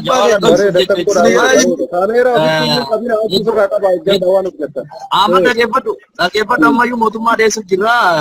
Walakkaa takka yookaan daqiiqaa takka carraa yoo qabaanne dubbachuu barbaanna maaliif yookaan gana har'a nu harkaan bulu jawaanni kun tufanii nurraa fuudhuun mala borullee numa binnaa nurraa guuranii ni tumamnaa cafaqamaa jirraa jechuudha. Amma feestaalli sababa kaameeraa dho'isuu laala akkana qabatee taa'u jira gubbattee jiru. Sigale akkasuma immoo warra tariika kantii kanatu haga tokko carraa argatee agartee sagalee walii ta'uu jira malee sagalee hidhamtootaa ta'uu jira malee uummanni miidhamaa jira dhumaa jira amma laal dubartoonni mee dubartoota waan sirra dhufteetini sagalee nu ta'a jettu agartanii yoo guddate namni takkaa lama akkana jechuudha hin jiran jechuudha garuu kumaatamaan mana hidhaasiisa. Carraa jawaalaan qaban irree tumamaa jira amma jawaalaan yeroodhaaf isin taa'aa malee sa'a takka booda mumkin narkaa fuudhamutu mala tumamullee duullee ummata kana agartee sagalee sana dabarseetii waan jiru kana agartee ummata agarsiisee yoo booda fuudhanii anallee tuman rakkoo qabu jechuudha galee carraa jawaalaan illee hin qabu waan taateef amma karaa gabaabatti wanni har'a immoo gubbaa irra deddeemaa jiru wanni uummanni uffata argatee alhamdulillah jedhan kun ammoo soba kutaa tokko akka carraa baangaalii annaan fiddeetiin yoo maallaqa argatte maallaqa siyaasaa yoo argatte yookaan argatte hedduu yoo argatte gurgurachuun ni mala. Kanaaf ammoo wanni uffata uummata irraa jijjiiran jiru uffata jijjiiruu miti feestaala gurraacha kana jechuudha nu jalaa yaasaa jiran kan uffannu kan irra ceenu nu jalaa yaasanii balaaxaa irratti hafneetiin balaaxaa gubbaa jirra jechuudha sagalee. Kanaaf gufuu warroota sagalee nu ta'an kanatti agartee gufuu ta'uu waan akkanaa kana gadhiisuu jiran malee kuni waan sirrii miti ammallee waa'een gala kennaa agartee baay'ee nama yaachisa. Nu amma irra caalaa hidhamuu kennaa miti kan nu gaddisiisu. Lubbuu ilmaan Oromoo qaalii biyyarraa nu biratti darbitu kana haamilee nu cabsu jira. Onnee nu kutu jira. Kana hidhamuu kenna nu boochisnu har'allee borullee hidhamuu nu boochisnu maaliif yoo jiraanne ni baanaa yoo abdii rabbi irraa qabna namarraa mudannee jirra jechuudha. Garuu ammoo kan nu boochisnu lubbuu ilmaan Oromoo obboleessa har'a waliin nyaannu agartee ka waliin kennu ka waliin nyaannu ka waliin dhuunyu osoo akkana wallaallu wal biraa darbaa jirra jechuudha sababa yaala dhabuuti. Sigalee kanaaf sagalee teessan nurraan kutinaati isinillee galatoomaa jabaadhaa waan uummanni nama ol baaseetiin nama uffata argatan jedhanii sheer godhaa jiran kana ammoo sheer illee nutti godhina nurraa dhaabbachuu qabaa sagalee teessan itti fufaa kana booda carraa argannee walitti deebinee dubbachuun ammoo Allahu aalamiidha. Carraa arganne tana fayyadamnee akkana isin dubbisuun kunuun waan guddaadha. Jabaadhaa jechuu barbaadeessa. Obboleessa biyya Ahmadiif Muniir wayiin isinidha. Amma guyyaa kalee jechuun har'a dubbisee dhalaan takka ijoolleen teenya takka intalti ilmoo osoo harkaa qabdu duudee ijoollummaan teenya duudee dhuftee ilmoon isii duutuu kana jechuudha. Isii duutuu kana irra baatee harmooti. Namni irraa hirkisa. Isiin ummaati jettee irratti baatee harmooti. Isiin duutee jirti garuu. Sigaraa jirti ilmoon harmooti shurtaan dhufee ilmoo irraa hirkisee ilmoo kuteeni isii duutuu fuudhaa jechuudha. Waan biraa ammaas waan takka waan gartee sammuu ta'e tana si jeeqaa waan isii nu takkaa jira. Nama du'ee ciisu nuti namni kun du'ee jira nurraa baasaa naan akka waan fayyaa qabu sa'anii jechuudha. Bishaan irra naqanii uleen dhaan ni kaajaanii nama kana sigaltee nama du'ee ciisuun sin jaaba. Rakkoo hangana hin jaamne keessa jiran wallahi keessatti jiru nama du'ee ciisu uleen dhaanii ni kaajaanii dhaan tuman. Namni kun du'ee beekan qaboo du'ee nama dayinaannaan fayyaa kabajaanii bishaan fuudhanii bishaan qabbanaa ta'e jiran kan isin galaa jirti. Kanaafuu waan gartee kun akkasuma amma ammoo jechuun viidiyoo amma nama keenya ka du'e akka sareetti lafarra harkisanii harkaa qabnaa garuu ammoo gadhiisuuf namatti erguuf baay'ee lubbuu teenyaan miidhaan nurraan ga'e innitiin sodaannee taa'utu jirra. Maaliifuu amma viidiyoo amma akkana isin wajjin haasofnu kana gama TikTok jechuun haalama waan taateef saniin deemanii lookishiinaan nu guuru warra jawaal harkaa qabu suuraa qabatanii dhufan nu yamma asitti taasisan kaameeraadhaan suuraa qabatanii dhufanii takka kan keessaa nu yaasanii amma ijoollee galgala kana nu biraa yaasan ture jawaala sadii telefoona sadii nu biraa fuudhanii jechuudha. Ijalee bakka kana buusanii nagarree ijoollee sanirree warra kan deemgadda agartee sagalee uummataa ta'aa jiru jechuudha. Akkasuma warra jawaal harkaa qabu dhawaatumaan takka nu yaasaa jiranii bakka kana geessanillee jarallee hin agarree kanaafuu ammoo viidiyoo nama du'e agartee yoo xiqqaate akka shoortaan sun nama 30 oli marsaniitiin akka saree lafarra harkisanii kiisha baladiyaa kana kan jala afne jalaa baasanii viidiyoo waraabnee ammataa kiyyaa harkaa qaba jechuudha. Digalee erguuf amma isinitti illee yoo ergine viidiyoon kun ammoo nambara qaba manni kunniin ni beeksisa bakka kana waraabamu ni beeksisa lubbuu isaanii kana waraabnee feesbuuk irra gadhiisu ni sodaanne lubbuu waraabnee gadhiisu sodaachuu jira isaan ammoo gadhiisu baay'ee tokko sodaanne nambara nu cinaan tana nambara nu cinaa mucaa amma dura osoo dhiigaa kisuu du'eessan sigalaa jirti ijoollee viidiyoo san waraabde arra bakka kana jiranii bakka sana jiranii nama sadii beeknu wallaahi amaki ijoollee san suuraa kaasanii fidanii mucaa okkifatoo osoo okkifatuu duusan mucaa ulaatu banii mucaa osoo okkifatu dhukkuba TVtiin du'e san argitanii jirtan jechuudha.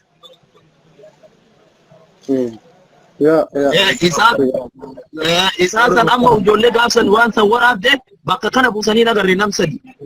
Obboleessu amma asitti waa takka isinii dhaama asumaan ergaa warra mana hidhaa jiru hundaafuu isinii haa ta'u tokko yeroo viidiyoo waraaban amma booda fuula keessan abadan hin mul'isina maaliif jennaan viidiyoo ma isin dalaydaniif sagalee keessan qofa dhaga'uu qaba amma booda manni maaliif jennaan akkuma isin jettan kana guyyarra nama viidiyoo dhiyeessu fuudhanii isin keessaa dhabamsiisaa waan jiraniif garuu viidiyoon ati amma baastee kun Oromoon irra guyyaa guutuu baga gammaddan jedhanii namni sila ustaaqota biyyarraa feestaala uffatee sagalee isinii tahaa jiru hundi isaa baga gammaddan jedhee nama poostii fotoo kana godhe nama kabajamaa hunda arginee jirra. Kanaaf viidiyoo fi rakkoo isinii irra himachuun dirqama keessan yoo silkiillee isin harkaa fudhatan dhima bitadha walitti guuraa mallaqa tokko kana lammata yeroo viidiyoo laayivii dalaydan feestaaluma qofamitti argisiisaa malee fuula keessan uffadhaa nageenyi keessan barbaachisaa wanti yaada keessan qofa barbaada waan taateef karaa obboleessa kiyyaatti yeroo nu dhagaa jirtan mana hidhaa biraa jirtan warra amma dhawaasaa jirtan hundi keessan viidiyoo yeroo dalaydan fuula keessan mul'istanii waraabinaa hinga yaama booda rakkoo sagalee keessan ammoo jabaadhaa itti gubaa yoo tilifoona kanallee isin harkaa fudhatan fuuta jedha kabiree walitti buusaa bitadha maaliif jennaan sagalee keessan dirri akkasumatti kubuudha isaanarra gadi baasanii uffanni seenee uffata adii taa'ee duudhiin akka kalee deebitee guyyaa takkattiin kijiba kana mara dalagamee ajandaa akkanaa kana fashaleessuudhaaf dirqama ofii keessanii yoo ofii jabaattan malee furmaan hin jiru. Muniiratis yeroo dheeraa dhabee turtee obboleessa wati ubsi mee Muniir yaada kee. Ani wani wanda tokko jira maali iyyuu qofa laalee Ibsa. Muratumaaso ani amma rakkoo dhiisuu maaliifin dhaabeenii beektaa dhaabuma kanaa waan biyyatti yeroo takka falee godhe dura yeroo lamaa sadii seena amma guyyaa takkumatti hin gaddeebise maali iyyinee ilmoo quba qabu biyyi addunyaan quba qabu Itoophiyaanis quba qabu. Waan dhaabatanii qaban. Ani rakkina jechuun maal taa'ame.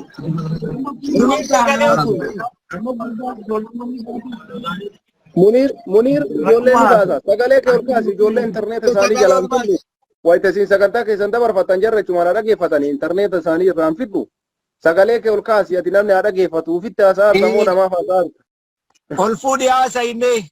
Okay, nadagaye. yaa itti fufi. Ani onni ni jiru atis rakkoo haasoit anis rakkoo haaso gurbaan kaanis dhufee rakkoo haaso warri mana hidhaatis rakkoo haaso rakkina haasawuu furmaatame rakkina haasoin addunyaa waliin geenye ulamaa waliin geenye hawaasa addunyaa waliin geenye yoo xiqqaate qabiyya keessa hawwan hanka sanillee baadiyyaa keessa malee magaalaa Itoophiyaa guutuun quba qabdi waa ijoollee suudii gurraa qabdi jechuudha. Amma irra deddeebi'eetillee dubbadheetiin jira. Amma manni hidhaa ijoolleen amma akkanatti dhiigaa qisaa jirtu tuni takkeessaa wayyaati yoo si ajaa'iba. Takkeessaa amma nagahee jettuuni bara. Uummanni kaan kanaa ol dhumaa jiru. Kun amma yoo nama lamaasitti du'e bakka biraatti nam 30 du'a guyyatti. Asiin nam takka yoo ta'e achitti nama 15 du'a mana hidhaa biraa. Mana hidhaa biraa kana hin mul'anne ka sagaleen isaanii laayivii haasa'uu hin dandeenye. Mobaayila akkana suuta jaanii gurra wanta keessa kaayatanii dubbatan. Sa guyyatti namni du'aa jiru san silaas bee ifaa akkam ta'an. Ani ijoollee karjii fi hayar jettu tana ni himaa fi bara. Isin hin daawwan keessaatti koo wayyaadha. Akkaataa amma jechuun wayyaa giseen siinjii amma siif haqaltu dubbiin. Warri shumeesiitii fi warri jiisaan itti fi dhibba rakkoo keessa jira. Kanaa ol jechuudha. Yoo xiqqaate guyyaa takkatti gaafa namni dhibbi du'u jira namni dhibbi garuu namni quba qabu hin jiru. Reefka fayyadamu kalluunaaf kannanii dhumarreen kannanii laakiin koominitiin achi ni soobdaa sin jaabu ni soobdaa kalluunaaf hin kadhanni.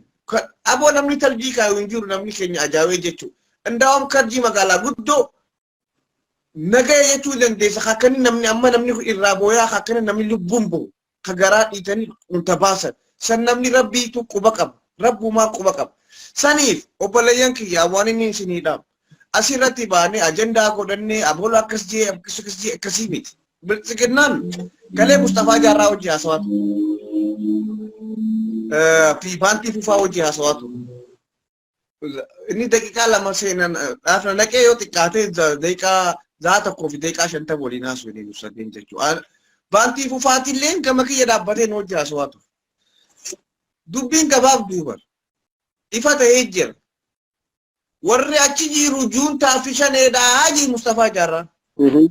Nuti gitee warri goota mootummaa gaafannu warra juuntaan yoo biyya seenan ummata nama waraanuu keessa jira alshabaabii keessa jira kanaafi qabnee taa'u jira yee haqa nu hime. Kana booda mana dhawachuun nu harka jirti. Dhugaa jirtu himuu bar namni keenya fakkeessaa jira bar. Dhugaa dubbachaa jiru bar. Maaliif akka dubbatte siyaasaan dubbatin siin jaanno ummanni siyaasaa wajjin walitti hidhee ummata sana achi kaa'ee hidhee taa'u jira. Kuni ummata kana akkamitti ummanni kuni ummata kanarraa qulqulleessinee viidiyoo isaa linkii siifin erga.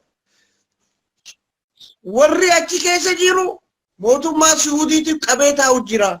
Qawwee harkatti qabee ablee harkatti qabee meeshaa gurguddoodhaan Yamaniidhaan naqatanii tuusii wajjin walalaa jiranii. Ummanni kanaafi malee Itoophiyaa miti jee dubbii garaa biraatti meeshaniiti qabee lafa kaa'anii jiran. As gubbarraa iyyuu qofa faayidaa miti. Olola kana cabsuu takka. Mootummaa sanatti dhugaa himanii waan falmuuf wajjin wal falmanii uummata kana bilisa baasuudha malee asirraa as gubbarraa gurra lameen qabdee yiitu ijoolleen tun hin galtu.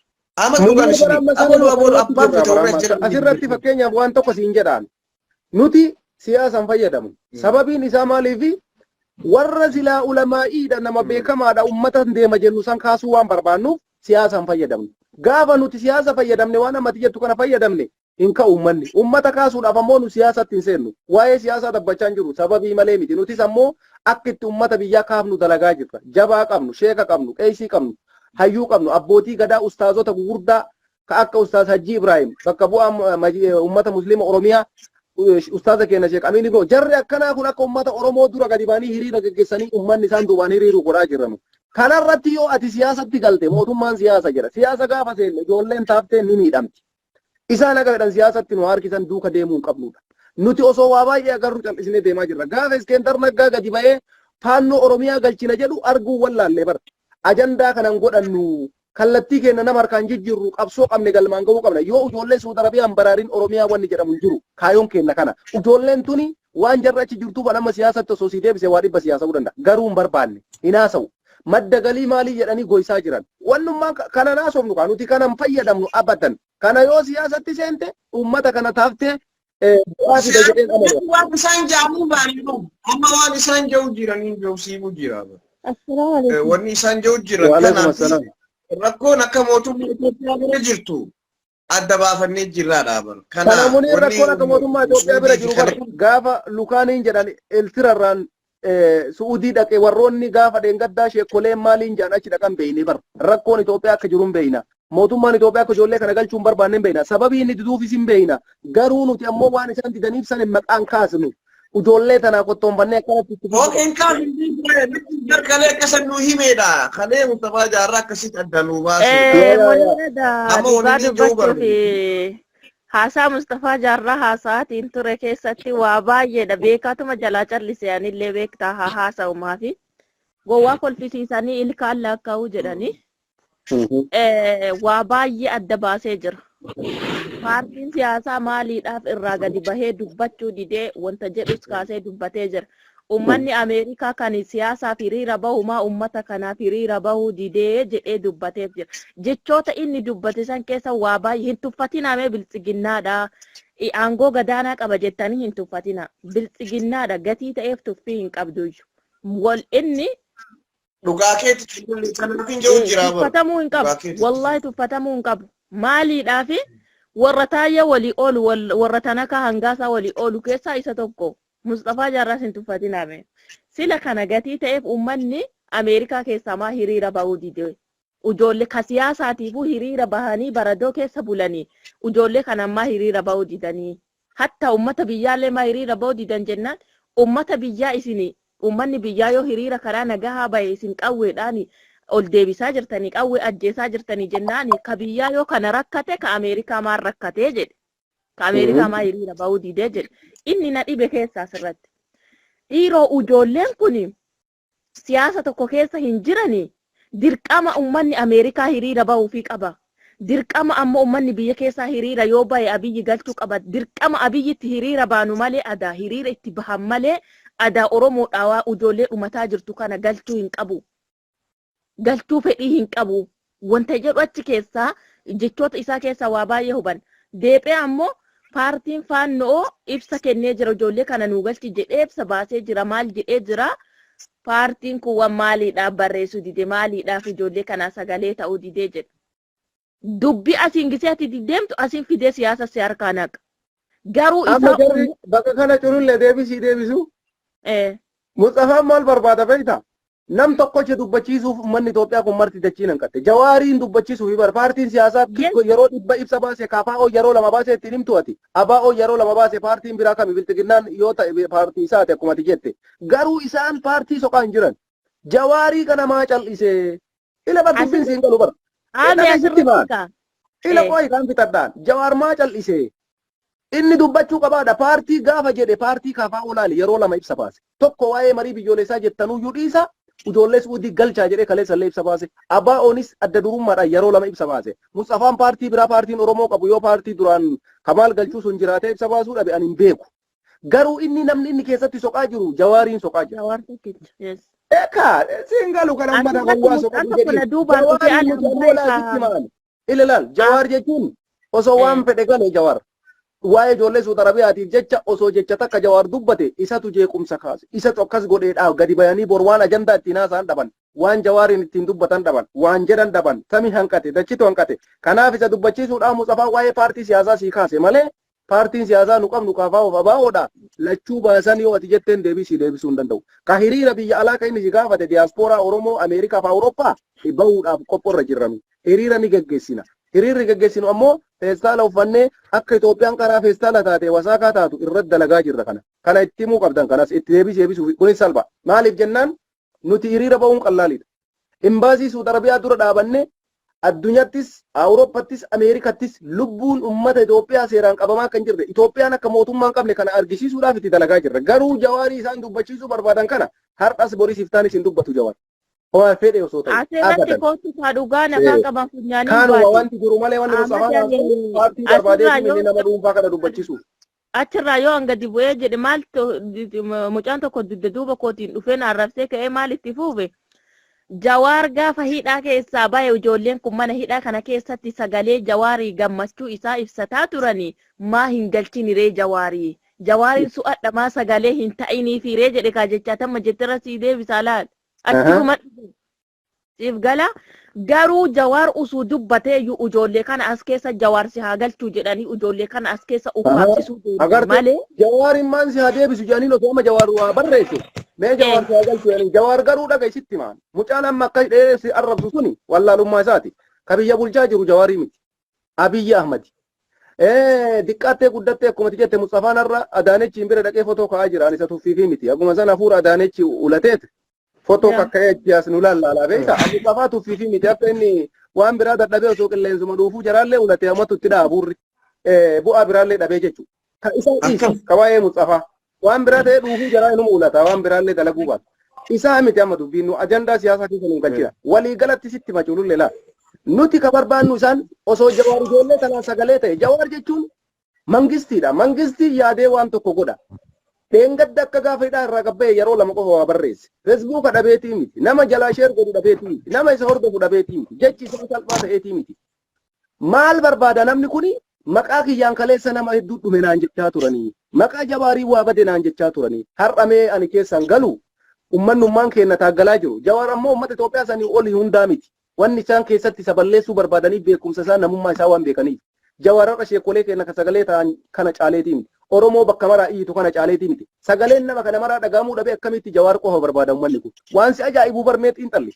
Oromoon iddoo jiru maraa iyyaa jira. Sheen iyyaa jira. Qeesiin iyyaa jira. Dargaggeessi iyyaa jira. Ijoolleen biyya alaa diyaaspooraan feesaan uffatee iyyaa jira. Jawaariin maa soqan isaa? Maal irraa barbaadan? Maal godhuu barbaadu? Har'allee Jawaar jeequmsa kaasee. Jawaar mana guddaa guddaa keessa diqqa ijoollee kana akka hin galle isatu gufuu itti ta'e mee Jawaar isin haa galchu kaa isin ijoollee Jawaarii Jawaar isin haa galchuu jedhanii ni gaafatan ijoollee dubbii biraa itti qayyaruuf Jawaar ammoo waan kana waan beekuuf mee an keessan galu uummanummaan nagaa sagalee ta'aa jiru sagalee isaa dhagaamuu qaba jedhee waan silaa hojjechuu qabu garaa jalaan har'as taanaan mootummaa haasa'aniitu maan jira mootummaa wajji waan silaa godhamu godhaa jira garuu dirqama feesbuuk irra barreessuu dhabuun isaa isaan mufachiisee Mustafaan kaleessa wanni inni gaafii sanbisii dhiyeessee paartiin keessammaa ibsan baafne yeroo jedhu paartiin KFO yeroo dhibba ibsa baase ABO yeroo dhibba ibsa baase kanamaa arguu dhabde osoo ati jetteeni waan sii deebisu takka harkaan qabu. Ka diyaaspooraa hiriira isaan jedhanii. Amma dubbatti wanni isaan rakkisaa jiru. Jawaar callisuu kanaatiitiitu maal jira maal hojjechaa jira isaan jeeqaa jiru. Wannummaan jira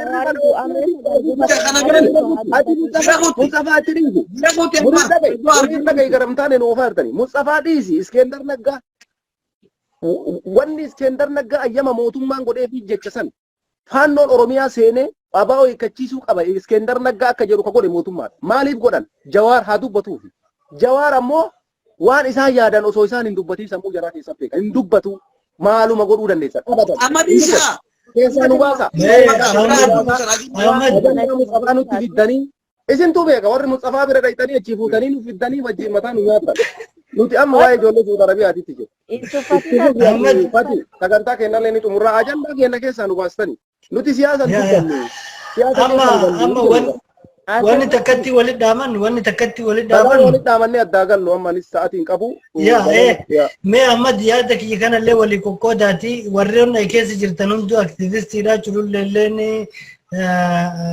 muniirillee wanta kana mee haga ijoolleen tun galtu sooshaal miidiyaa kana hoggana itti nu godha tokkoffaa gaafii kiyya kana gaafiidha wanni kun mee haga ijoolleen tun galtu hoggana sooshaal miidiyaa nu godha kaddo gongore maaliif wanni kun burjaajii hedduu uumaa jira jalqaba namni hooggansa hin qabne namni hariiroon hin deemne illee qabsoo goote karaa deemte oorruu dalayde namni tarsiimoon hin deemne rakkisaadha nama dhiba akkuma har'a kuyyoo achi kaan haasa'u kun achi kaan haasa'u baay'ee tokko addaan nama dabsa jechi tokkochi jechuudha miira hunda keessa nu galcha.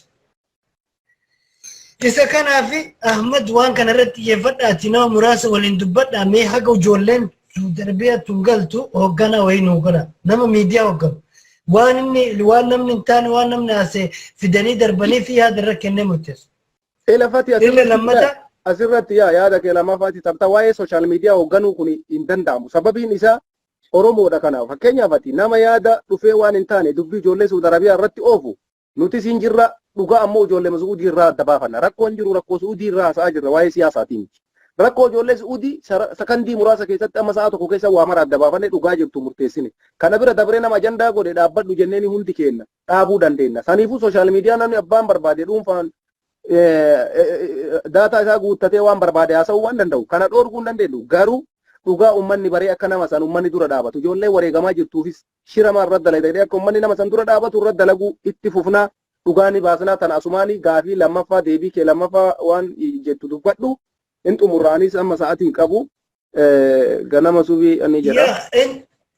inni kanuma inni lammaffaan wanti immoo nu amma gartee wal harkatti qabnee ofii kennaa wanta jedhaa jirru kuni tama waan mana dhagaamte akka wanni kun nun seenneef inni achitti eega deebii ta'ee inni lammaffaa jara kenna ani yeroo hedduu waan kana irrallee deddeebi'ee anumaa dubbachuu salachee mee dandeettii haasawaa ka qabu hin haasoftani rabbii jedha wayin akka amantaa keessaniitiin isin qaba ka dandeettii haasawaa qabdan ijoolleen tun haa galtu kaayadha ka dandeettii arrabaa qabdu mee ijoolleen tun haa galtu kaayadhu baatii lamaa sadi nuu kaayadhu arraba wal xiqqeessuu wal falmuu wal mormuu dhiisaati fakkeenyi dogongora dhumni ka kadiirii fi mubaarak ka har'aan waa ta'u dhumni dogongora hanga furmaata kan argannutti bilees ilmaan oromoo yoo lakki immoo lakki ajandaa akkuma kana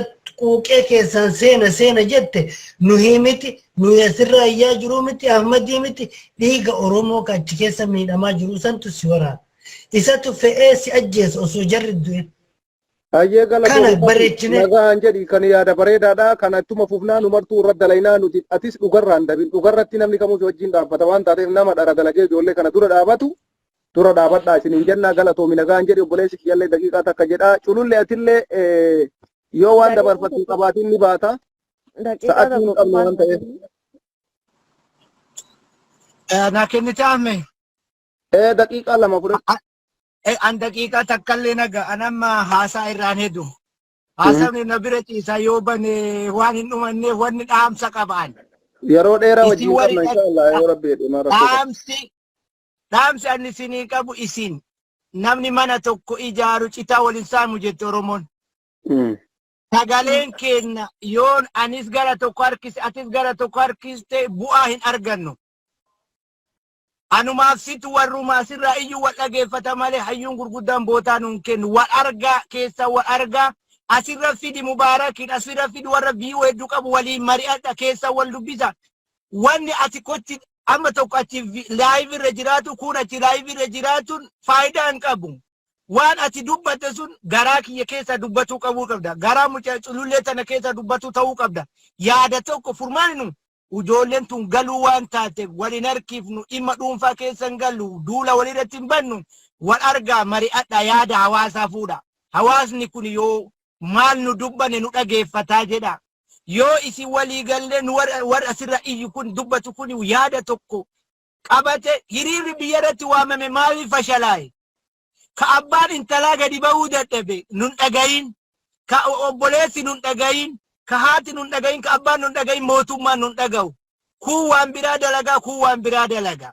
akka haadha abbaan nu dhaga'uu dadhabe gana hayyoonni nun dhagan amma ani muraanni kiyya Ahmad billahi alek wal dubbisa keessa walii barreessa marii godha mee iyyine ji'a jaakuudha waggaa iyyine maa namni nu dhaga'uu dide sababni maali bifa haa jijjiirru akkamitti yoo sagalee taane hayyuun nu dhageeffata abbaan maatii dhaga abbaan intalaa dhagaatti mari'adhaa koottaa isin dhageeffanna haqa jirtu yaada jiru waan beeynurra informationii qabatama isinii kennina yeroo biraa walitti deebina inshallah anillee sa'aatii Okay, culullee atillee mee yaadati? Asirratti anillee Ahmadi yaaduma obboleessa kiyya kanarratti maal jechuu barbaada ajandaan kuni gabaabbataa jira yaani qabbanaa'aa jira. Yoo adda laalte dhuunfat deebisan kaa yaada dhuunfaati warra silaa ijoollee sagalee ta'utu nama tokkorratti deebi'ee bara. Nama tokkorratti ajandaan kun deeffamee jira. Ajandaa kana qabbaneessuudhaafis manno akka hin qabbanoofneef ho'isuudhaafis illee maal gochuu qabna? Akkuma kana akka duraatitti aame liinkiin hojjedhu karaa liinkiitiin jechuudha walgeennee jechuudha waa'ee kana akka hin qabbanoofnetti osoo dubbannee osoo irratti mari'annee osoo ammoo akka hin qabbanoofnee fi haga ijoolleen kun furmaata argatanitti irrumatti xiyyeeffannee of kenninee osoo hojjannee baay'ee bareedaadhaan jedha kanuma siin jechuu barbaada. Silaa wanti keenya galatoomi ijoollee nagaan jedhi anis amma sa'aatiin xumureera namni baay'ee yaada qaba ijoolleen gariin isin ergaa ture na didee na kolchaa isiniin jedha ani akka kootitti dhuunfaan dhaamsi isinii dabarsuu barbaadu sooshaal miidiyaa namni hoogganuu hin danda'u maaliif jennaan feesbuuka namni martuu dhuunfaan bitataa silkii kophaa bitataa ani ittiin namni liivii seenumaa seettee deeni hoogganuu hin danda'u Kanaafuu kunis waan sirraa'uu qabu uummanni Oromoo waa'ee ijoollee Saudi Arabiyaa irratti nama ijoollee kanarratti dhugaa hin jirre waan hin jirre dubbate hundi keessan dura dhaabbadha. Anaaf osoo hin taane ijoollee saniif jecha jechuudha. Bifa sanii yoo deemne waan kana keessaa bahuu dandeenya. Dhuunfaadhaan ammoo warra ajandaa godhee ajandaa baasee jidduu kanatti amma kalee sarara kaasee akkuma namni dhuunfaa lamaan walirra deebi'ee ajandaan qaqayyaramee dubbiin batetti namni waa'ee amma dhuunfaa san dhaqee dhageeffachuu malee waa'ee ijoollee Saudi Arabiyaa las godhaa deemaa jechuudha. Akkanuma keessa dubbiin ijoollee kanaa har'a uffanni seene yaada jedhu dhufe uffanni seene takka illee hin jiru.